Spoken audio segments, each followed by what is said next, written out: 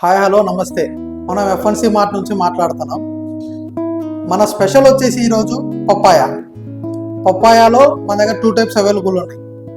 ఒకటి వచ్చేసి Taiwan papaya, ఒకటి వచ్చేసి నాటు పప్పాయ. ఈరోజు ఈ రెండింటి గురించి మాట్లాడుకుందాం. తైవాన్ పప్పాయ వచ్చేసి పొడుగ్గా ఉండిద్ది, పైన గ్రీనిష్ ఉండిద్ది.